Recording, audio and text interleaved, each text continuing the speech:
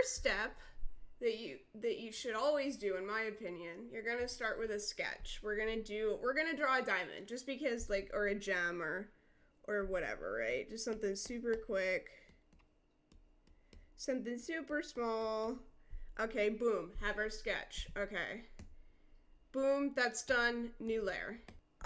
This is really important because the line art layer is going to be the base layer for what will eventually turn into the stained glass effect. So always make sure that you separate your layers and that you are happy with your line art. Be 100% happy with your line art when you start it, okay?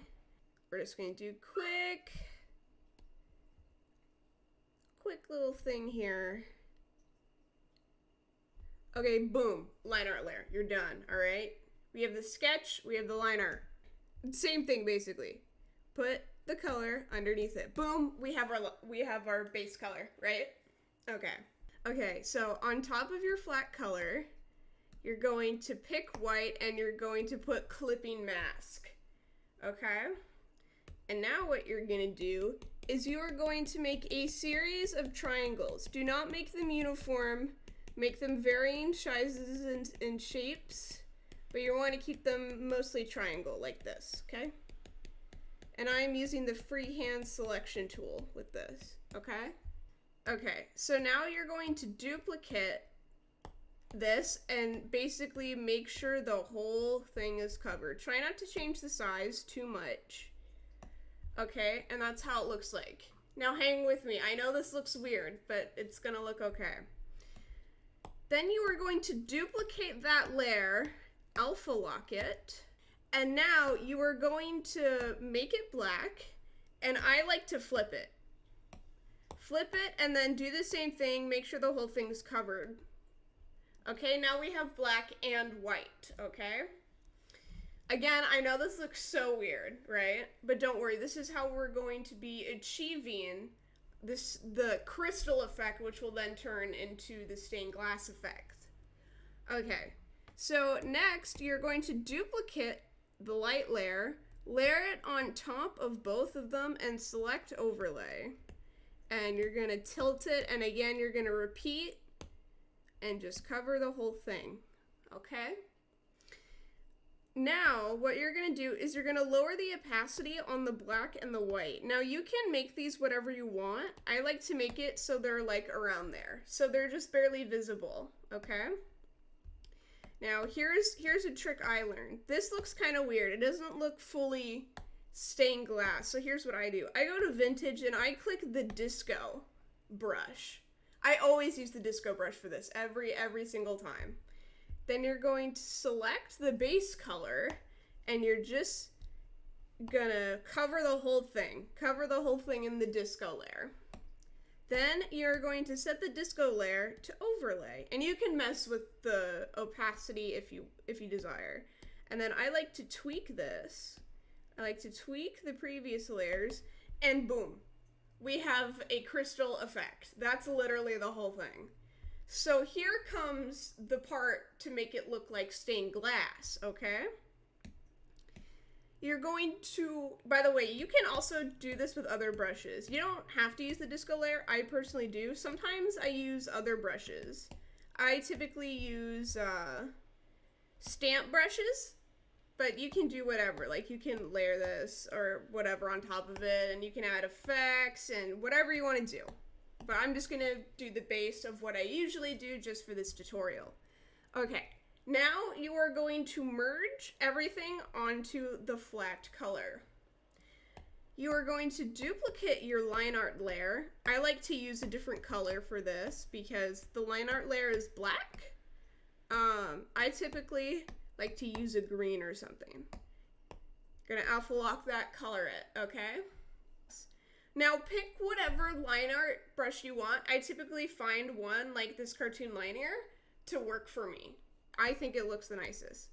And what we are going to do now is we are going to make hundreds of tiny little triangles. Just like this. And in my experience, don't make them uniform. Make them make some long, make some shorter, make some skinnier, just like this. They don't all need to be triangles. I like to throw some kind of cube shapes in there too. But for the most part, it is going to look like tiny triangles or tiny diamonds, whatever you prefer. So here we are. We have that all done. Now, right now, it looks silly. It looks nothing like stained glass. Don't worry about that. Now make this a clipping layer. Make this a reference, and now pick white.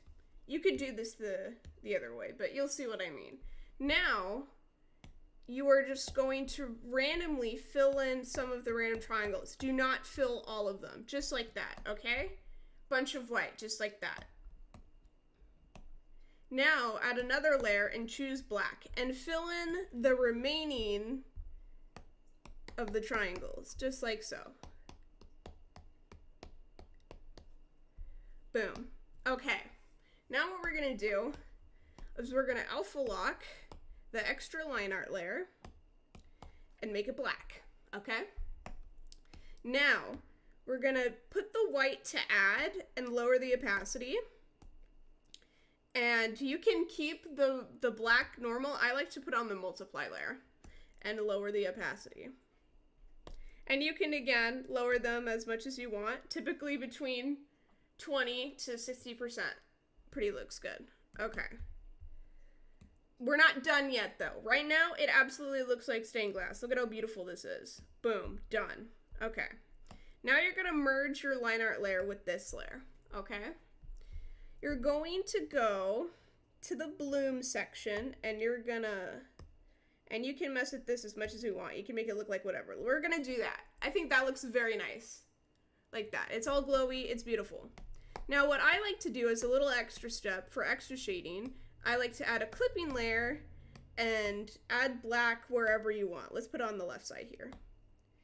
And we'll blur it just a little bit. And we'll put it as overlay. It really makes it pop, in my opinion. And then we're going to do the same, and do the same with the white on the opposite side this time.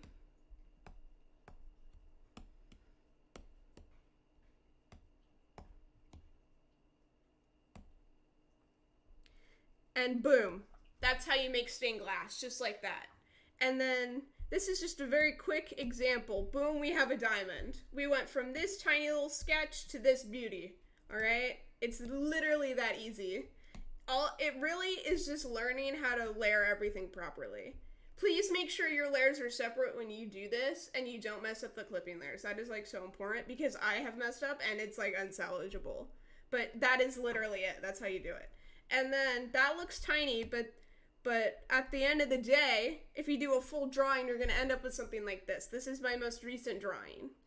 And you can, by the way, you can play with lighting and effects all you want. Go fucking nuts, bro. Like, just go nuts. But that is how I do it. You guys are more than welcome to try it out for yourselves. I'm not going to gatekeep my art style. So, yeah, that is how you do it. I'll make sure to make like a proper infographic or something, like a written